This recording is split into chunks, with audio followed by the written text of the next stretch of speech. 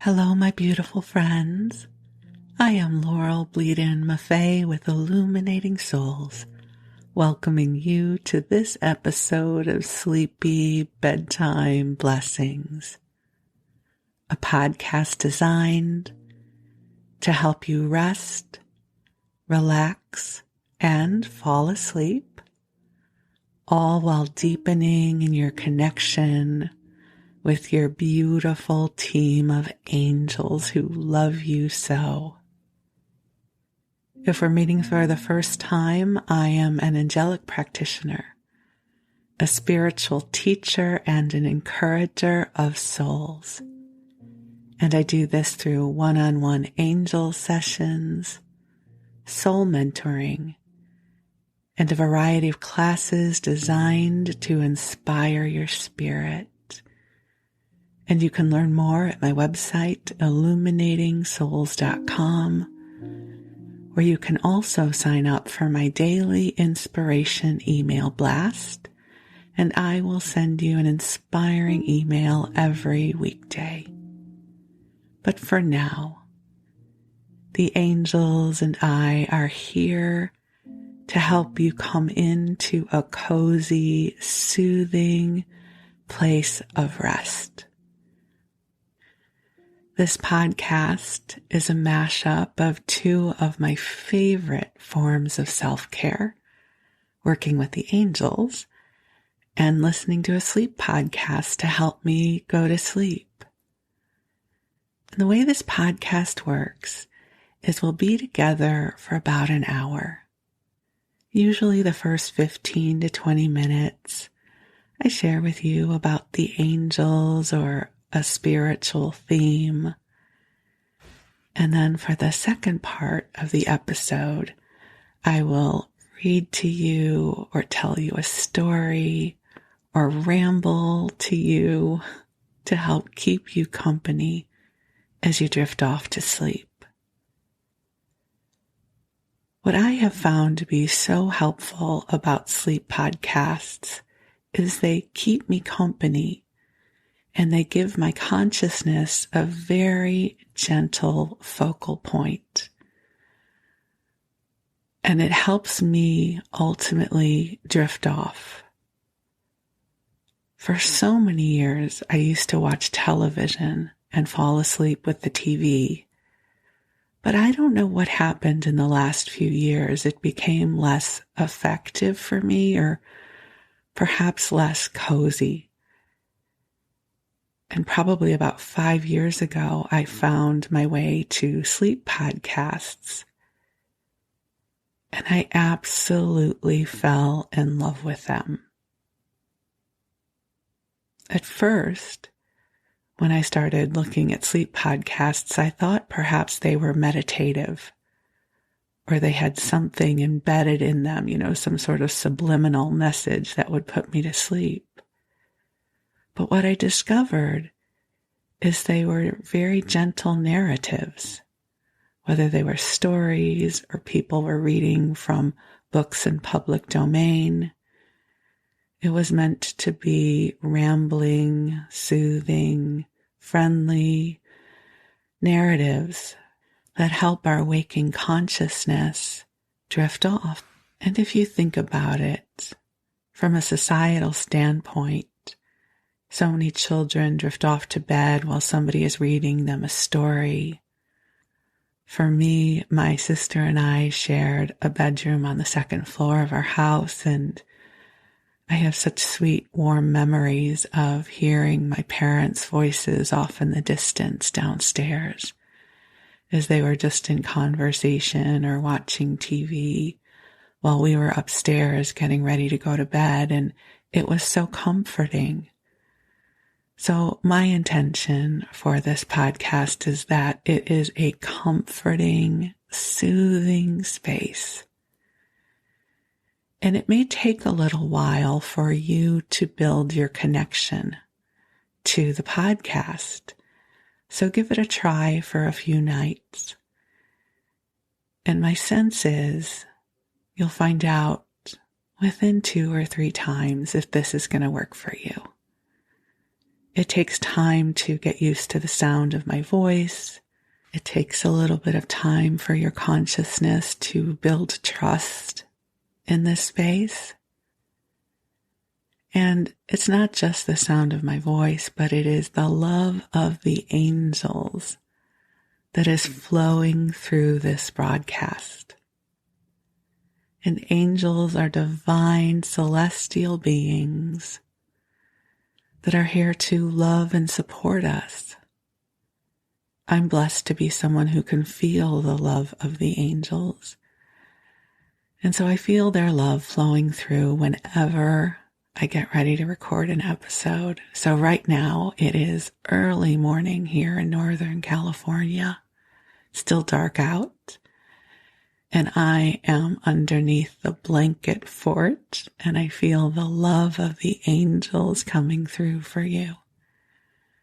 If you don't know what the blanket fort is, I throw a big cozy blanket over my computer monitor and over my head, and I create a blanket fort. It helps to mute the sound. I don't have a recording studio. And so early on, I discovered if I created this tent with a blanket, that it made the sound be a little more intimate. So now for me, I have this Pavlovian response when I get underneath the blanket fort. My heart just smiles and I feel the joy of the angels and this beautiful connection with you. And the love is flowing through. And I am so grateful for this time with you. You are a beautiful beloved in this world, and this world is better because you are here.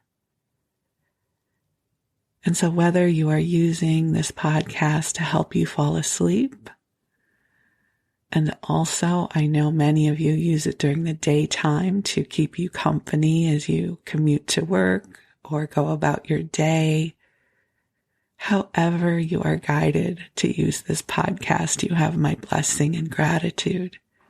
I'm so deeply grateful for this opportunity to be with you. And so I'm going to call the angels in. They are already here, but I love the ritual of sharing them with you. So I invite you to get cozy and snuggle on in and take some deep breaths in and out as we call ourselves forward into the heart of God. And beautiful angels on high, I invite you to join us here. And I welcome your presence. I welcome your light. I welcome your love. And I ask that you infuse this broadcast with blessings for each of our beloveds listening now. I ask that you bring forward the sweetest of light. I ask that you bring forward healing.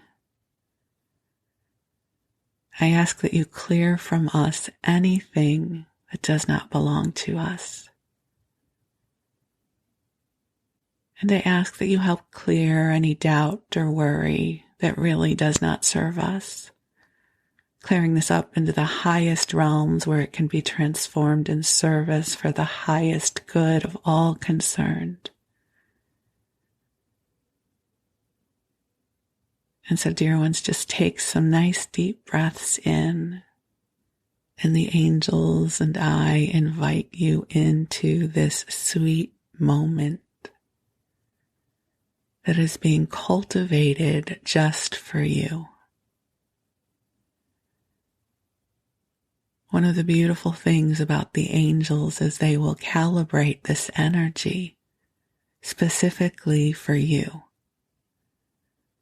So the stream of energy I might receive might be subtly different than what you receive.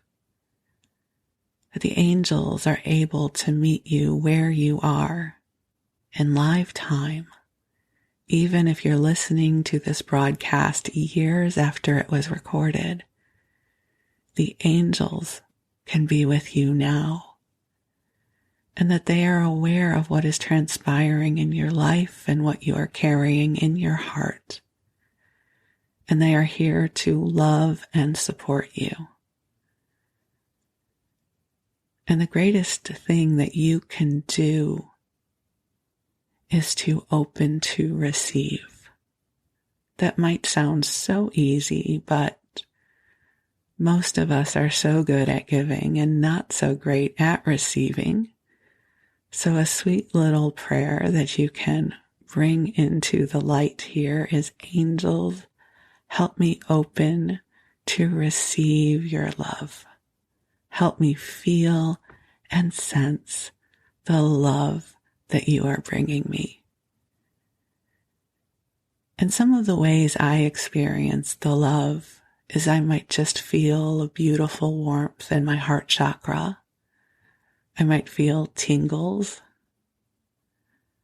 I might feel a beautiful presence. And even if you think you're imagining it, that's okay. The imagination often serves as a gateway for us to awaken to our divine guidance. You know, so often there is this misperception that mystical gifts come forward like huge whooshes of energy that feels so remarkably different than our normal awareness. But my experience of divine guidance and working with the angels is that the energy is subtle because this is your journey. You are in the driver's seat. So in some ways, it's so helpful to use the imagination as a springboard. There is overlap between our imagination and the gateway to divine guidance. They're not one and the same, but they do share some territory. So one of the suggestions I have is if you can imagine, especially if you are a daydreamer. For some of us, the gift of imagination and daydream comes more easily than others. I happen to be someone who has daydreamed my entire life. So just imagine, if you will, the most loving presence in the universe, shining love upon you. What would that look like? And if you can't imagine that, imagine standing outside on a bright, sunny day and feeling the rays of the sun warming you. The climate is perfect. The temperature is perfect. And the sun feels gentle. The sky is bright blue and the grass is green. You can feel the blades of grass underneath your bare feet. And you can feel the love of the universe as it translates into the beauty in this world. So just take another deep breath in, allowing the light of the divine to help you remember who you are as a divine being in human form. You are divine in nature. You are a light in this world. And I am so deeply grateful for this opportunity to get to shine this love upon you now. And allow this love to flow to your body, allowing your body to relax, allowing your body to sink into your bed or your chair, allowing any burdens to be cleared from you now. Just breathing this love into every cell of your body. Blessing your body, sending it this beautiful healing light. Imagining, if you will, that the room that you are in is being filled with a soft pink light that is filled with divine love that has been calibrated just for you. And this light easily and gracefully ripples to everyone in your home, your loved ones, including your pets, your plants, your crystals, everything in your home. For the space you are in is infused with this soft pink light. And this light easily ripples to everyone you love, everyone you carry in your heart receives this blessing as well. It's a beautiful thing about this kind of love. It is generous in spirit. And as you breathe, it ripples. And you don't have to give your own energy. Instead, this energy flows from the angels and God in your name. So allow yourself to be supported right now. Allow grace to meet you where you are. Allow the prayers of your heart to be received by your angels as they carry them to God.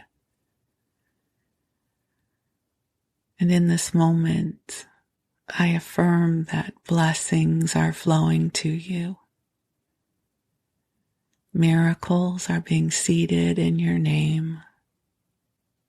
Sparks of inspiration are flowing to you, so that in the coming days and weeks, opportunities and ideas are going to flow to you in ways that will delight your spirit. I love the word delight. Everything about it makes me happy, so I also send you waves of delight, whatever delights you. I send you prayers for lightness of spirit, that you find your spark as you remember who you are as a beloved child of God. You are a big, beautiful soul. You carry within you beautiful magic and light. You carry goodness in your heart. And you are one of the ways that God's love is made visible in this world. So thank you. Thank you for being you. Thank you for the light you carry in this world. We are so deeply grateful for you. And so, dear one, just go ahead and breathe and allow yourself to drift off. You have done enough for this day. And while you rest, the angels will watch over you. And I'm going to tell you a story. So as I record this, we are in the early days of January 2023. And as someone who has lived all of my life in a large-sized body, I can't even tell you how many years of my life January has meant going on a diet. I don't do that anymore, just so you know. I am far wiser than I was in my younger years. But for many decades of my life, January was the time that you set your resolutions and you were going to lose weight. You were going to exercise. At least I shouldn't say you. I should say me. I was going to lose weight and I was going to exercise. This was going to be the year I got it together, because I grew up thinking that my weight was my fault, which many of us believed. And the good news is scientists and the medical community are just starting to understand better why some of us carry more weight than others. And it is not a personal failing. It is not a lack of willpower.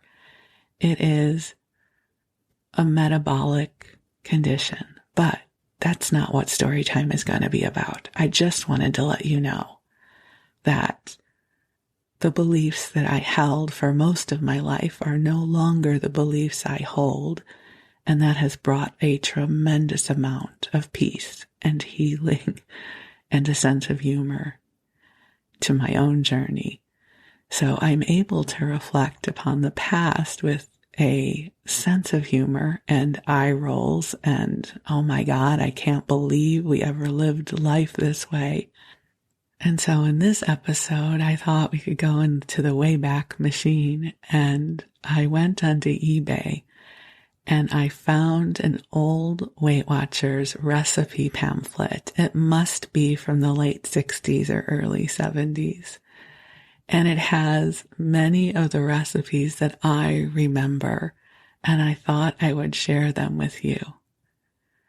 I also will share with you just a quick memory about Weight Watchers and New Year's.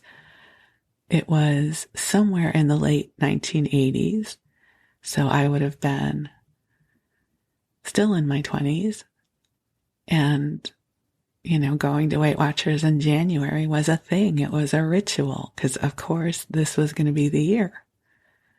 For as long as I can remember, I always perceived myself as overweight, and it was my fault. And so something like Weight Watchers would help me finally get this into gear.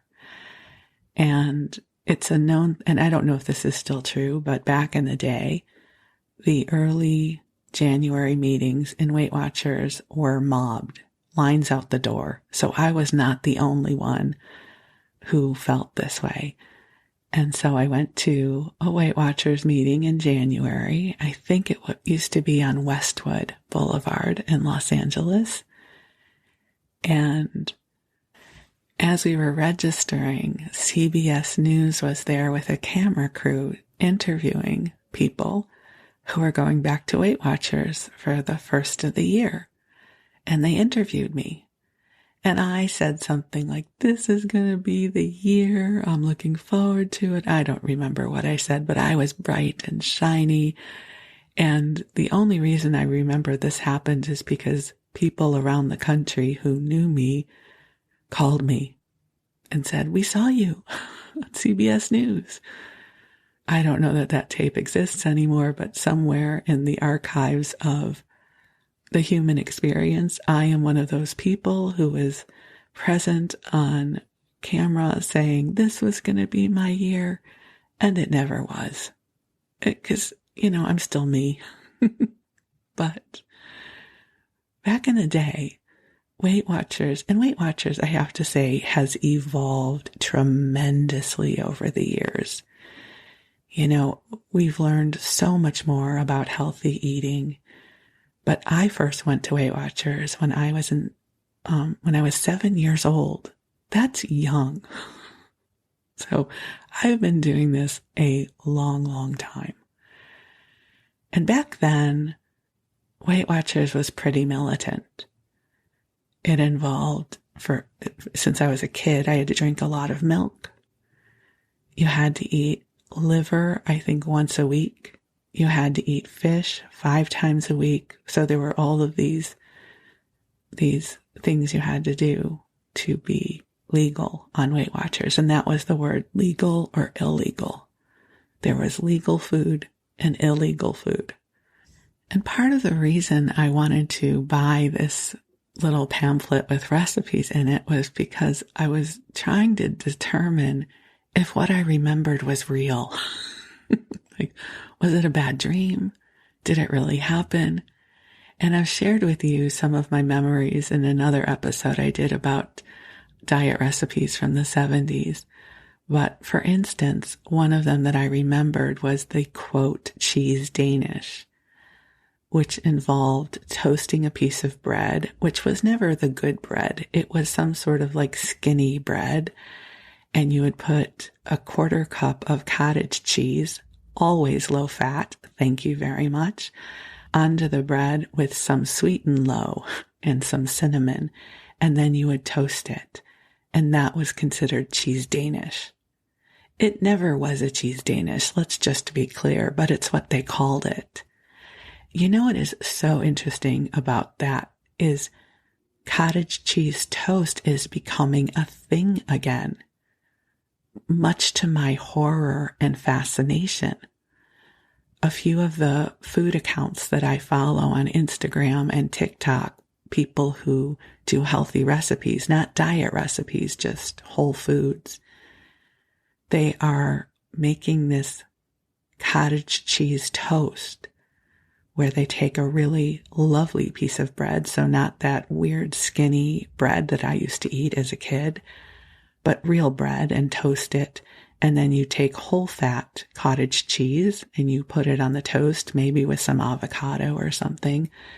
And they're eating it as if they have discovered the holy grail of delicious food, like how we felt about avocado toast several years ago. And it cracks me up because all I can think of is, do you know the history of cottage cheese toast? It is not a pretty one.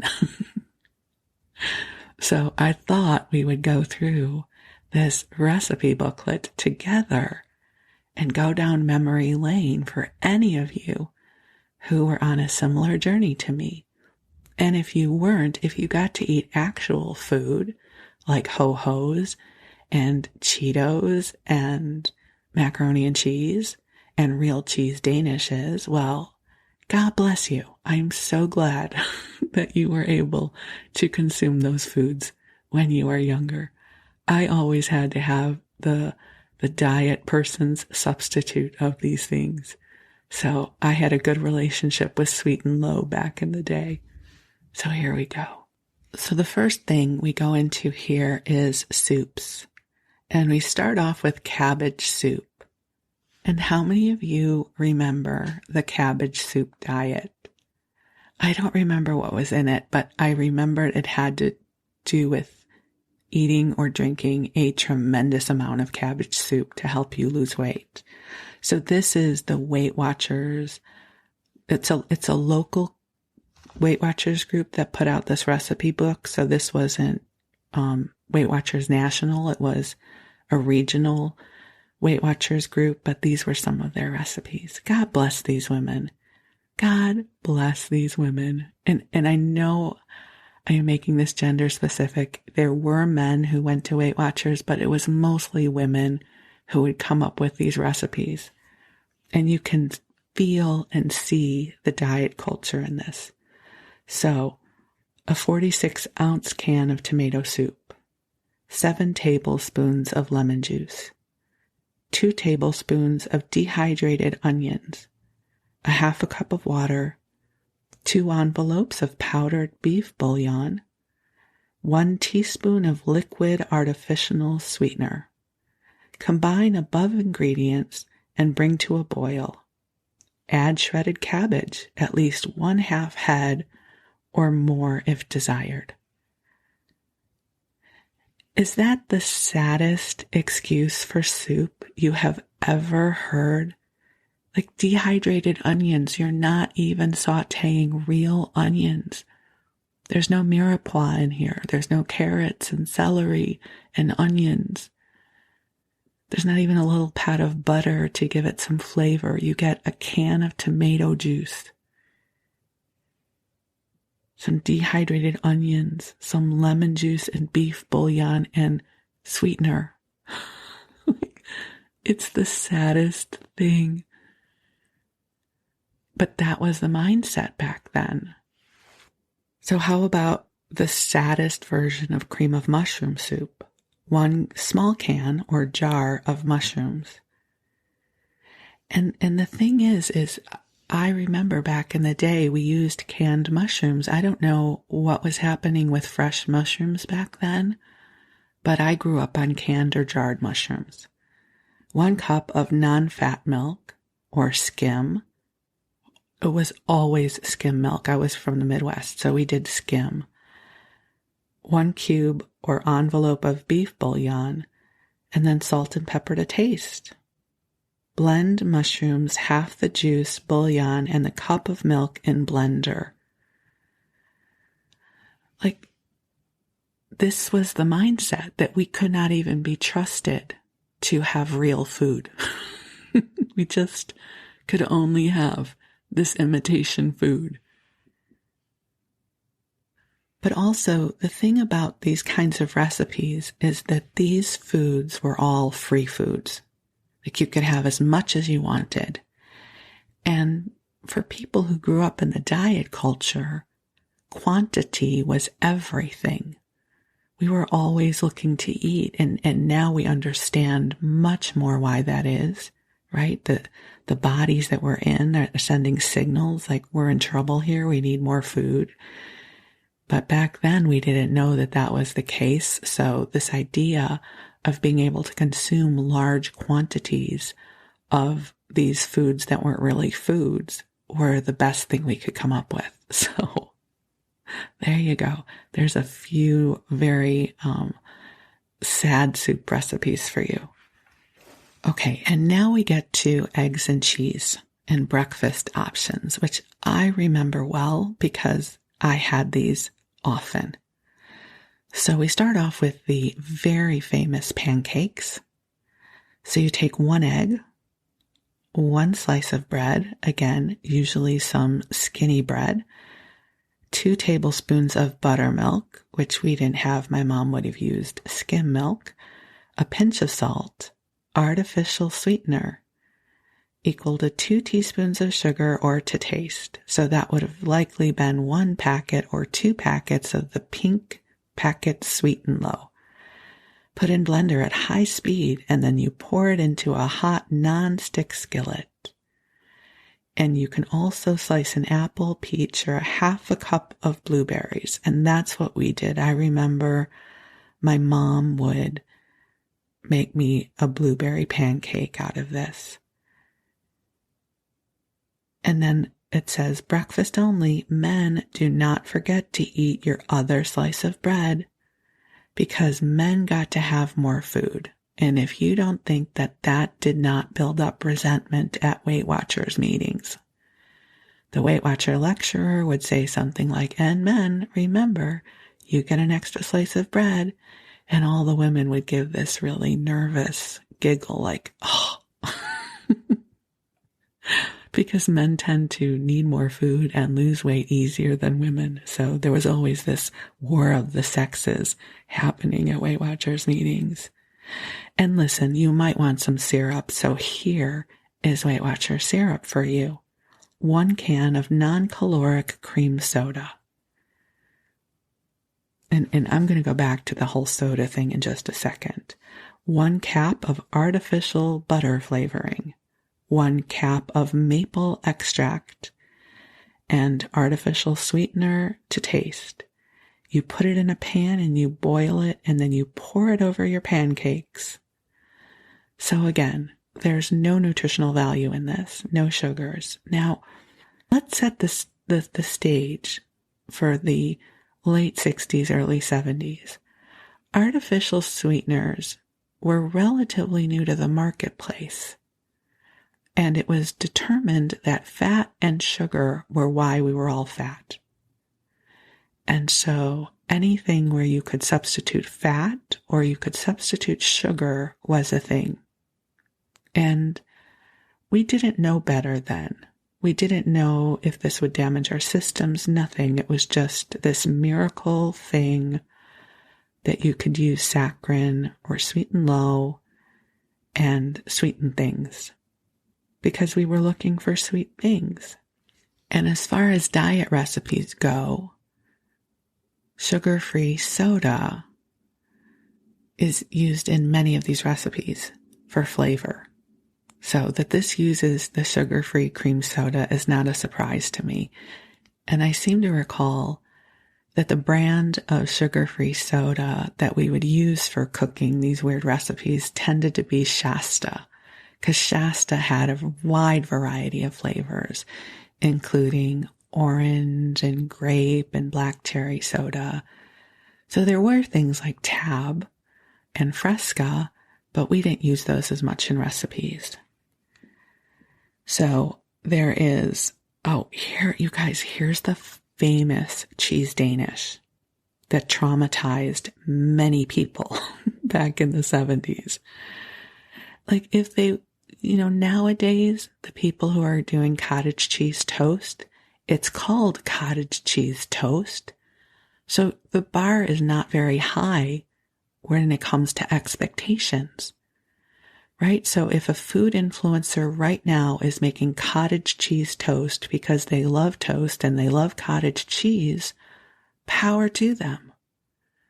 But do not give me cottage cheese toast and call it a cheese Danish, because the bar of expectation for me when it comes to cheese Danish is really, really high.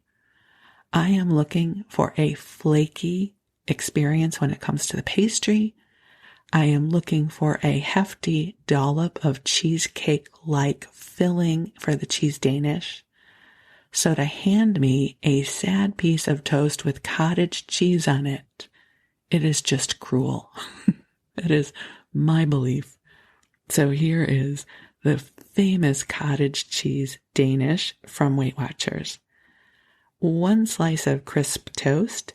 Again, this is not good toast. This is not a hefty piece of sourdough or challah or brioche. This is nasty, skinny diet bread, toasted. 1/8 teaspoon of cinnamon, 1/8 teaspoon of vanilla, a 1/4 cup of cottage cheese, and I assure you in my house it was non-fat. Artificial sweetener to taste. You mix the cottage cheese with the cinnamon, vanilla, and artificial sweetener. Spread it on the toast and place under the broiler until brown and bubbly.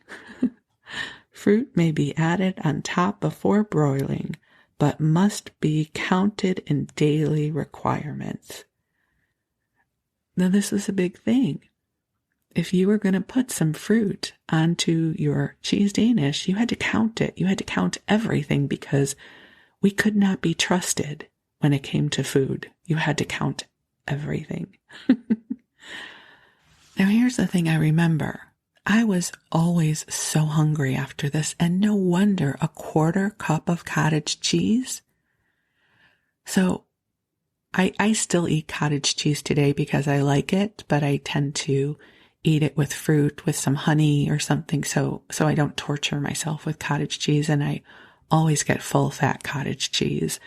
It happens to be a good source of protein that works for me, but it's not out of some sense of denying myself anything.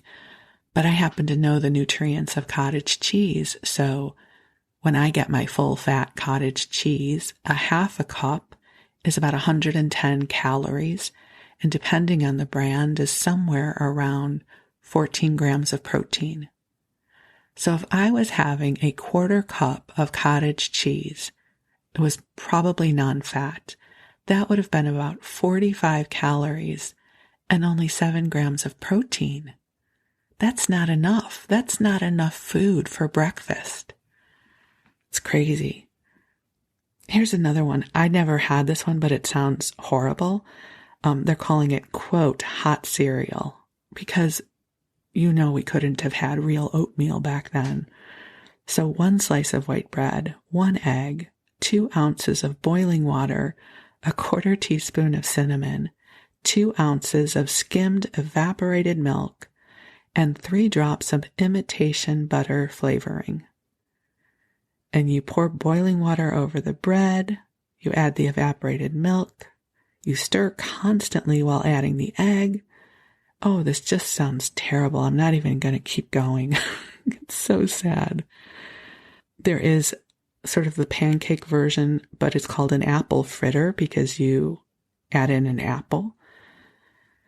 Like, no wonder I grew up with a really skewed version of food. And could I trust myself around food? Okay, so let's keep going. I hope I'm not traumatizing you guys with this. It's like, no wonder. Oh my, and you know what? Can I just say, I am not being hypercritical of the people who put these recipes together. It really was a reflection of the mindset of that time. We didn't know better. You know, here we were gaining weight and we didn't understand why. It must have been because of the food we were eating. You know, even though if you go back generations, we were growing up with fat and with sugar and with whole foods. And so something must be going wrong. And so there was this messaging that we could not be trusted around food, which is really sad, but we didn't know better. And I think I don't know, the way I think about it is, if you look back at medical science 200 years ago, there's so much we know now that we didn't know then. You know, that now we wash our hands, that now we take care about how we prepare our food. Now we have antibiotics. And so the wisdom we have now far surpasses what was the wisdom of the day 200 years ago.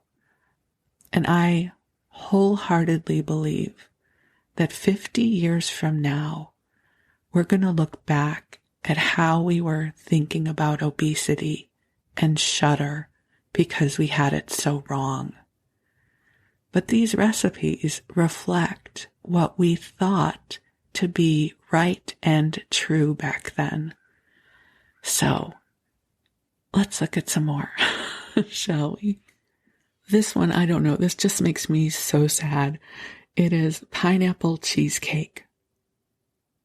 And you know it's going to be nothing like pineapple cheesecake, right? So don't get excited. Half a medium pineapple cut up in chunks. And I have to imagine this would have been canned pineapple. I don't know, who knows, but however you get your pineapple, half a medium pineapple, cut up in chunks, 1 cup of water, 1 cap of vanilla extract, a pinch of salt, 1 cup of diet soda. Here we go. There's the diet soda for us, cream or lemon, 1 1/3 cup of ricotta cheese, and 2 packages of gelatin. So artificial sweetener equal to 6 teaspoons of sugar or to taste. You boil the pineapple and water for 20 minutes. In a bowl, mix soda and gelatin. To this, add the cooked pineapple and chill until syrupy. Put this in a blender and blend. Add all other ingredients and blend. Place in a pie pan and refrigerate. And serves 2 for lunch. Count the fruit. So placing it in a pie pan, I guess, adds to the illusion that this is pie. So if desired, toast 2 slices of white bread and put it into a blender. Add cinnamon and granulated artificial sweetener to taste. Blend and sprinkle over pineapple cheese mixture before refrigerating and count the bread. Oh, my heart aches for us back then. We were trying so hard. To be good. Here's the saddest lasagna recipe. So cut 1 slice of toast in half to make 2 slices. Wait a second. This is such a Weight Watchers thing. Take 1 slice of bread and cut it in half, and then you'll have 2 slices. We were trying to play these mind games with ourselves back then. Like, okay, wait, if I cut it in half, I'll have 2. Okay, so cut 1 slice of toast in half to make 2 slices. Place side by side on a pie tin. Pour marinara sauce over the slices, then place 2/3 of a cup of ricotta cheese over that. Repeat with another layer of marinara sauce, place in oven, and heat. Oh, that is sad. Okay. God bless us. You know, I believe that we can send healing light in all dimensions of time. So can we all come together right now and send healing light to all of us who are eating these sorry excuses for food back then because we thought that is what we had to do. We didn't know better. And let's send healing light to all of the researchers and all of the wise ones who are helping us come out of the darkness into the light where we can actually eat real food. Okay, thank you, angels. We'll keep going though, because I don't know about you, but I think this is kind of funny. Hold on. Do you guys want the saddest, quote, macaroni and cheese casserole recipe? So 1 16-ounce can of bean sprouts, because we couldn't even get fresh bean sprouts back then because, you know, it was seasonal and you might not be able to get that. So it's a can of bean sprouts, a half a teaspoon of imitation butter flavoring, 2 slices of dry bread, half a teaspoon of salt, half a teaspoon of onion powder, 4 ounces American or cheddar cheese cubed. Okay, I'm not even going to keep reading this because it is so sad. So you use the bean sprouts instead of macaroni, which is going to surprise absolutely nobody. Okay, I will say I'm not going to share the recipes with you, but there are an odd amount of liver recipes because we had to eat liver once a week and many people could not tolerate it. I was fortunate because being raised Jewish, I was raised eating chopped liver, so liver was not an odd flavor profile for me as a kid. So I was lucky, but there are a lot of liver recipes in here, but we're going to skip over this. And we're going to go into the vegetables. And I think this is interesting because a lot of the vegetable recipes are using cauliflower to substitute potatoes and rice, which was ahead of its time. I don't remember this at all as a kid, so I don't know that my mom ever made these, but the whole cauliflower as pizza thing, it was started back then. So there's a recipe for mock potato pudding using cauliflower. There's a Spanish rice recipe using cauliflower. It has 1 large can of tomato juice. Already it sounds terrible, right? Of course, there is the artificial sweetener because you have to have that. There is some celery, Tabasco sauce, onion flakes, not even real onions, and 2 packages of cauliflower cooked and mashed. And then you bake it. So cauliflower was doing its thing back then, which I don't remember at all. And let's skip over to the desserts, right? Because we were all about the desserts. So here is a lemon meringue pie, 2 cans of lemon diet soda, 2 packages of unflavored gelatin, half a fresh lemon, 15 drops of yellow food coloring, artificial sweetener. Prepare lemon gelatin dessert, add the juice of half a lemon and the grated rind of the lemon. Add artificial sweetener. Add 15 drops of yellow food coloring. Set in refrigerator to harden. After it hardens, put it in the blender and whip until fluffy, and then pour it into a 10-inch pie pan. So basically, there are no calories in this, which is what we were going for back then. We wanted 0-calorie food that we could pretend was food. Then there is the meringue topping, because we can't forget that. 1 can cream diet soda, 1/3 of a cup of powdered non-fat dry milk, artificial sweetener, 1 package of unflavored gelatin.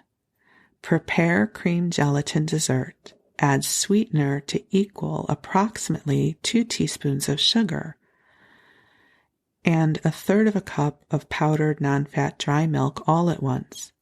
Set in refrigerator to harden. After it is hard, whip it into a blender until fluffy and pour on top of the lemon filling. The only thing here is that you must count your third of a cup of milk, which is half your daily allotment. Is this so sad? Oh my God. Like, you cannot be trusted. You have to count your third of a cup of milk, which is half your daily allotment. God, we didn't even get 1 full cup of milk. Okay, you can do a strawberry version, which is yummy, which is 2 cans of strawberry soda, non-caloric, of course, for the lemon, and substitute red food coloring for the yellow. So that's an option. And I do have to share that the baked apple recipe that I remember from my childhood is in here. So you wash and core the apple. You slit and peel a third of the way down. Place the apples in an oven-proof dish and pour non-caloric black cherry soda over them. Sprinkle with cinnamon and artificial sweetener and bake in a moderate oven at 375 degrees until apples are tender, about 50 minutes. I absolutely remember this as a kid. This was our version of a baked apple with black cherry soda poured over it. And I enjoyed it, I will say, because what did I know? I was eating food that wasn't food. And God bless my mom. She was trying so hard. She was on Weight Watchers with me. She didn't just send me to Weight Watchers. She had to do Weight Watchers too because she felt she was overweight, which she really wasn't. But that was how we felt back in the day. Here's one. Caramel Frosty Freeze. Like a big promise, right? The bar seems high. Put a third of a cup of powdered non-fat dry milk in a blender. Add scant amount of water just to start the blender going. Add a level teaspoon of instant coffee and half a capful of maple extract and sweetener to equal 5 teaspoons of sugar. Blend on low speed. Gradually add 1 ice cube at a time until 1 whole tray is used. Keep on low for about 5 minutes after ice is fully crushed. The more you blend, the more you get. Okay, you know what? As I'm reading this to you, I am remembering that I used to get this. My mom would make this for me.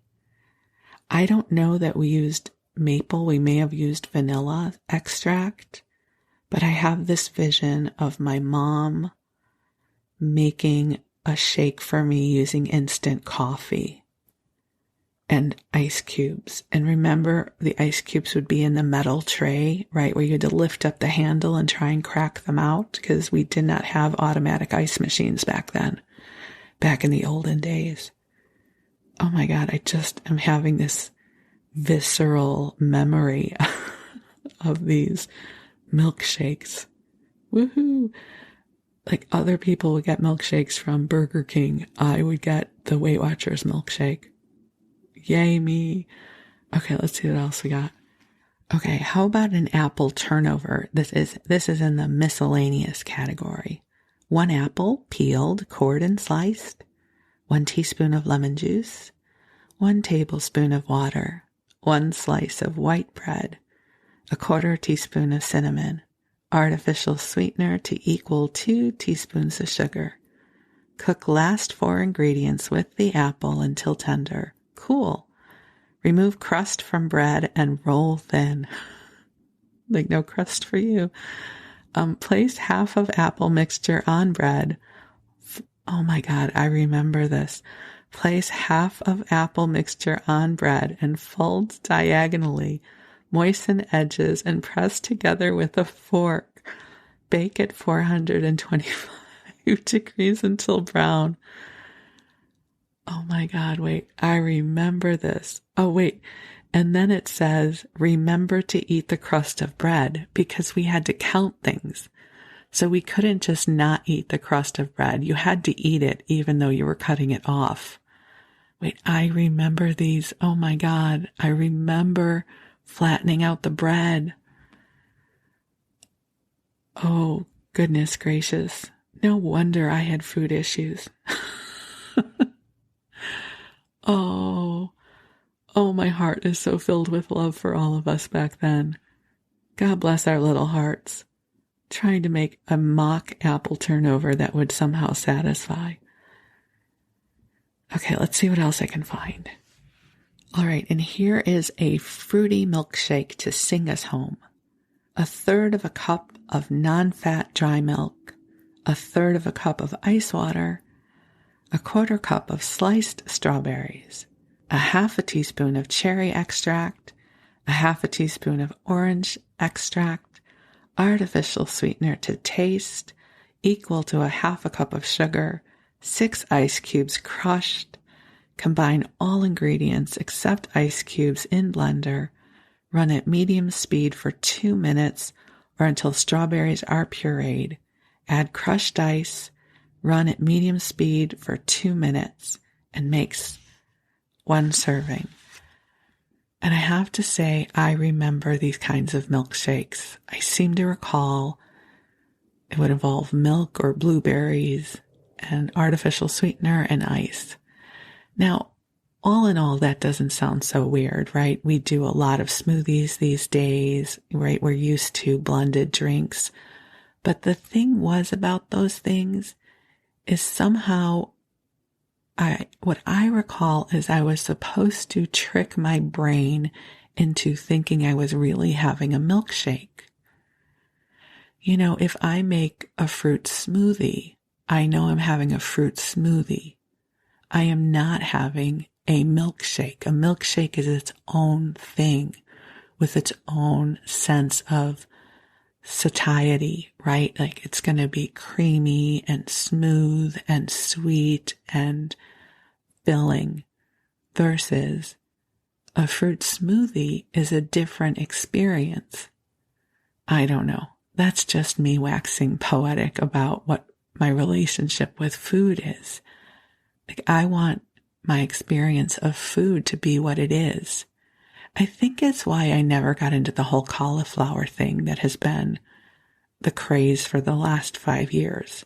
You know, cauliflower crust pizza and I think I tried the cauliflower fried rice once and I was profoundly disappointed because I wanted fried rice, not cauliflower fried rice.